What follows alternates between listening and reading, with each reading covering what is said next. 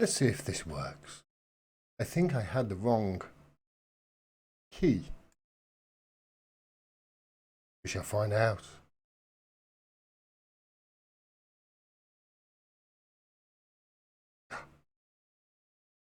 Things have gone green. Hi everyone. How are you? I hope you're all well. Hi Terence, how are you? Glad to see you back. Some of us were genuinely worried. Thanks very much, mate. It's one of the reasons why I've gone live tonight. I hadn't planned on it, but I thought I'd better go live because honestly, people have been sending me emails saying, "Are you okay? You all right?" And tagging me on Twitter. No, honestly, I'm fine. I'm fine. I'll explain in a bit why I haven't been around for a while. Nothing, honestly, nothing serious. It's quite boring, really, but hopefully, I don't know, give you some insight. I think on I suppose what everybody is thinking during this time. Winnie the Shrew says, "Yeah, last night I thought, what's up with Gordon? Is it okay? Yeah, missed you, Gordon. Glad to see you, Bryce. Thank you, Liam. Really appreciate. Glad to see you're back. Rather, yeah. Thanks very much, everybody. Yeah, there was a few reasons. There was a few reasons why I like disappeared for like 10. I sometimes do this. I have done this for a while. Sometimes, usually when the news is sending me absolutely crazy. It wasn't this time. It was other people. It was part of the was part of the reason. Part of the reason I sort of took a step back is I can see there at the top of the chat. Let me just show you what I can see. The top of the chat there, shut myself today. Said, well, we'll see if Gordon has fully awakened to the scam being played or whether he has sheeped into the 2020s like Jimmy Dore over fear of a false flag pandemic. This is one of the reasons why I took a step back, because a false flag pandemic. Okay, I've heard a lot of this. It's a false flag. It's a pandemic. Even the people on Action for Assange the other week were calling it pandemic when I was on there. It was like, okay, all right, where's your evidence? Usually, what I say, where's your evidence? And people have been saying this is fake, and David Icke was saying it was fake, and a lot of people obviously jumped on that bandwagon. Okay, so what's everybody dying from then? If there's no coronavirus, what is everybody dying from? We're agreed that there's more deaths than usual. Actually, I think the BBC said double. Let me check. Yeah, there you go. The peak may be over. It's double. Deaths in England wise have nearly doubled above what would be expected, hitting a 20-year high. So, there's a lot of people dying. I know people who've had members of their family die from the coronavirus. I know actually there are members of my family who their friends have died from coronavirus now. 48, I think they said he was. 48. So yeah, false flag pandemic. Go and tell those people it is. Yeah, and here's the thing: that nobody's got any evidence, of course, of that it's. What are they all? Where did it all? Where is these allegations come from? If you think about it, if it's a false flag and it's a pandemic, which country did it?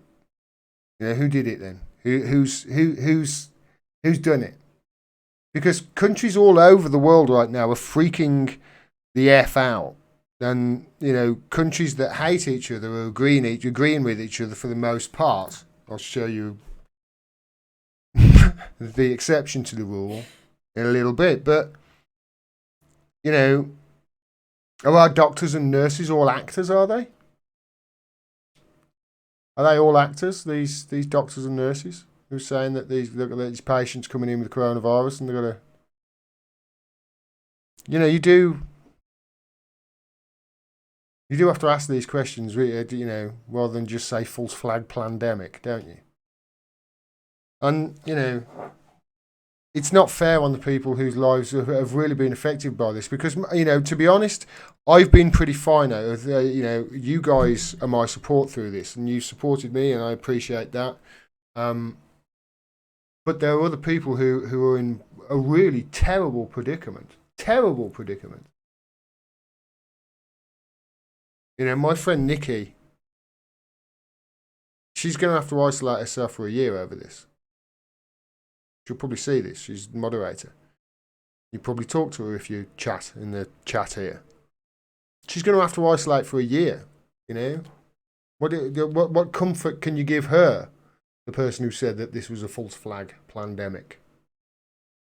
And this is one of the reasons why I took a step back, because, you know, people I respect are saying this sort of stuff. People I respect are just, well, I mean, it's conspiracy theories. It really is. If there's no evidence, really, real evidence, hard evidence, you know, not okay. If there's a lot of evidence, then sure, but nothing's been presented so far. And whatever is happening across the planet right now is obviously serious. Are we agreed on that? I think we must be, because world leaders agree that this is serious. Countries that don't like each other, for the most part, like I say. The stock market is on its knees. The economies have grinded to a halt. There's massive unemployment. I'll talk about that in a little bit. And the United States Secretary of State, Mike Pompeo, who is usually an asshole, has showed himself to be a complete asshole. I mean, just a complete liar. Let me show you. Here we are. Alan Rupar tweeted this out. He contradicts himself here. I saw this on Carl Kalinski's channel. He contradicts himself here in like 0.5 seconds or something ridiculous like that. Take a listen to this. This is a desperate man right now, and a desperately worried man. Listen. World. And do you believe it was man-made or genetically modified? Look, the best experts so far seem to think it was man-made. I have no reason to disbelieve that at this point. So he says there, she's straight to the point, do you believe it's man-made? She said the best experts have said, yes, it's man-made. I would just like to point out that the best way to answer this question is this. Do you believe it was man-made or genetically modified? Yes. That's what he should have said. But he says this, and then, you know, contradicts himself immediately. Listen. Look, the best experts so far seem to think it was man-made. I have no reason to disbelieve that at this point. Your Office of the DNI says the scientific consensus was not man-made or genetically modified. That's right. I agree with that. So he said all the best experts have said that it is man-made, and then she said, well, so-and-so, these experts say that it's not man-made, and he said, yes, I agree with that. This is how ridiculous the panicking United States is right now. They're showing themselves. I've said this before. It's like the end of Terminator 2. Yeah. When he drops in that vat of molten metal, and you see all the faces of all the horrific faces. This is one of them. They're desperate. The United States are in real trouble. I've seen their analysis. I've seen the summary that you saw that was released publicly. I have no reason to doubt that that is accurate at this point. Okay, so just to be clear, you do not think it was man-made or genetically modified? So she goes on to clarify, after he waffles. I've seen what the intelligence committee has said. I have no reason to believe that they've got it wrong. Martha, you have to put this in context. Here's what's important, Martha. Here's what's important. The Chinese Communist Party had the opportunity to prevent all of the calamity that has befallen the world. And here we find ourselves today. You and I were talking about we haven't seen each other physically for a long time. I'm not going to play the rest of the propaganda he spouts there, but that's basically it. He just come out and contradicted himself. And what's important right now is China's bad. and it's China's fault. That's basically that is they're desperate. They really are. And it's not surprising really if you look at the statistics. I mean, I looked at something earlier with regards to the United States. Here we go. And the situation they're in. This is 15% of the United States more workforce made unemployed in the space of a month through no fault of their own. 20.5 million people in 1 month lost their jobs. And so far, by the look of it, all they've been offered is $1,200 sometime in the next 3 months. And no break on rent. That would get swallowed up on rent. So they're in trouble, The whole country's in trouble. And the administration is ripping up things left, right, and centre. They've just given trillions away to big business, to the richest people in their country, and they've got 2 rapists, by the look of it, who are going to go head to head in November to find out who gets to hold the nuclear football and be the head of the most powerful country on the planet at the moment. And the people, it seems, in America have lost their frigging minds because, look, Joe Biden could rape me in the middle of Fifth Avenue and I would still vote for him before I would vote for Trump or Sanders. So it's this person. This is one of the reasons why I took a step back. It's because of all of this. What this has done, I think, to all of us, and I've been speaking to other people as well, so I know I'm not the only one who's been doing this, and everybody, it seemingly has, agrees with me that this has made us really take stock of life, take stock of life and figure out, look at. First of all, you look at you stop at home and it's like, right, okay, well, gives us a chance to do all the things that you put off, that you never got round to doing. I've spent some time decorating and sorting this place out, and I've spent some time gardening as well, which I've found out that I really I really like it, especially in the outdoors. It's great. Some home improvements, that sort of thing that I've always wanted to do. Make sure you put some shelves up, etc. I even sorted my my taxes out. And then, obviously, because when this thing broke, me and my fiance were actually apart. We've been actually together for the last week, so we've been, spending time with each other. That's why, really. But in that time, I, like many people, because of this situation we're in, I found myself asking, well, what really do we want to do going forward? What do we want to do in life? What's most important in life to us? And many of us are finding, well, obviously, all of our job wasn't important after all. I'm not saying I'm going anywhere, by the way. But, they're finding out that their job wasn't the be-all and end-all of things, They're finding that the most important thing actually is family and community and those things that, I've been exercising a lot recently as well. More especially this week. We've been really enjoying ourselves. Got a nice routine going with. I can hardly walk at the moment. I'm an old man, but I keep going. But yeah, what do we want to do in life? And many people are asking that question, I think. And I've took some time away just to figure it out. And I've come to some. I haven't figured out life yet, but I do understand. I do know what I want what I want to do with this little channel going forward, because I've really enjoyed doing this, and I've really enjoyed people supporting me and putting their trust in me, that they'll be interested in the stuff that I'm interested in. They know that I'm just trying to get the bottom of things and be a straight shooter, so to speak, and just care about the truth. And that's really what I'm going to continue doing. But I'm going to do more interviews.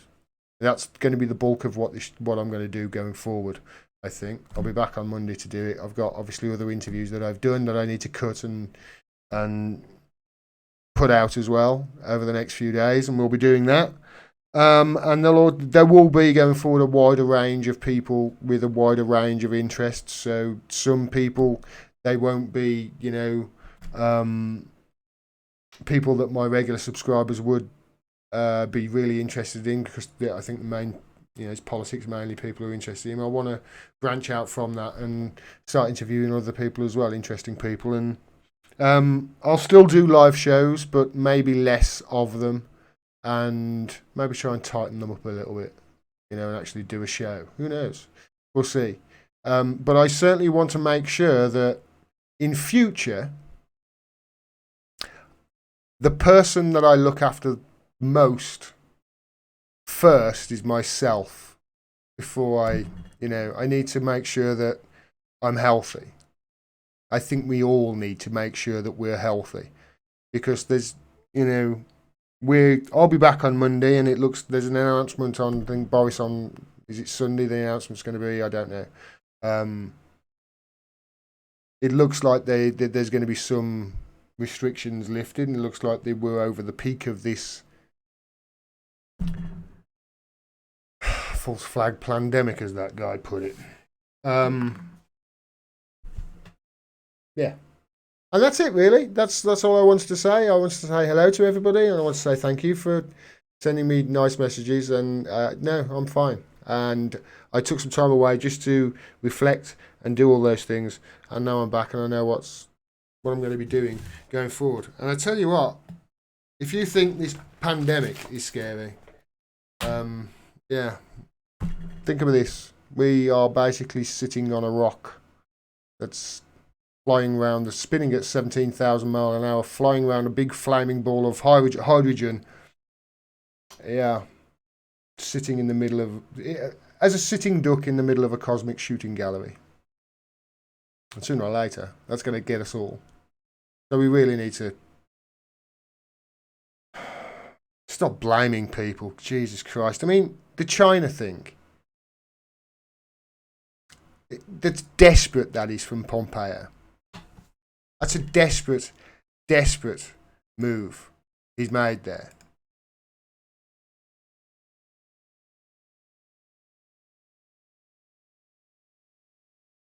It's desperate. Don't blame us for what's going on. Don't blame us for our really shitty response to this and preparation. It's just, look at the big scary bad guy behind the curtain.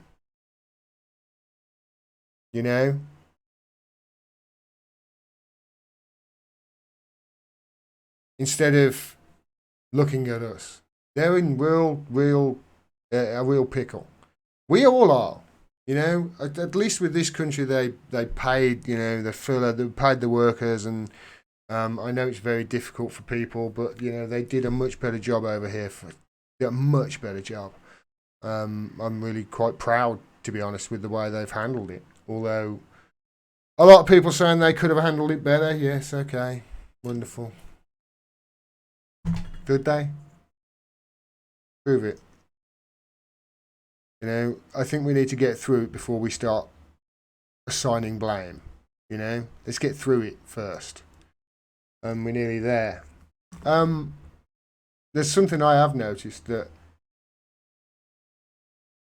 has changed with me over this past 5-6 weeks while we've been in this situation, in that I have smoked a lot of weed. I'm serious. It's really gone up. And I saw this on Twitter. I haven't really paid much attention to the news, but I saw this on Twitter. This is this guy, latest publication of with John Calkins and somebody on the intensity of self-reported cannabis use in the past month across 3 online surveys. So that's this intensity of cannabis use. It's the findings from 3 online surveys. What it says is this. So we'll go straight down to methods and data. We examine so they've examined the cannabis consumption reported in 3 similar online services fielded in times and places where cannabis was not legal. These convenient samples returned enough valid responses, 2,618, to examine consumption across different frequencies of use. So, they've examined the cannabis use over the previous month. So these are the findings. Respondents who reportedly used daily, i.e. 30 days in the last month, hands up if you're one of those people. Hands up in one of those people who smoked cannabis every single day the month of April. I know I did. Where was I? I told you, I smoked a lot of cannabis. I've lost my way already. They consumed almost twice as much per day of use on average as did those reporting less than daily. So the people who smoke cannabis every day, they've reported that they've doubled. Yeah, they smoked almost twice as much. So if you're in the chat, let me go to the chat. Where are we? And Eblin's punching his hands up. So if you do smoke every day, has your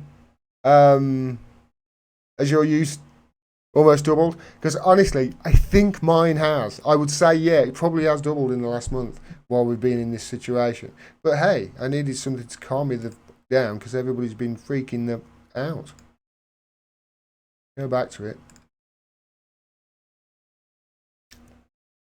We find only modest increases in intensity among those using less than daily.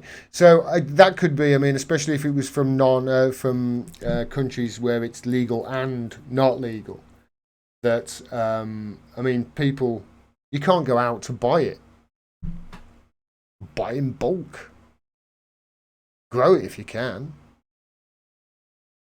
We find only modest increase in intensity among those using less than daily, but then substantial increase for those who use daily or have a really good dealer. More respondents report that on heavy or light use days, their consumption differs from a typical day by a factor of 2 or more. But only basically, what I want to show you is this, because this is the graph.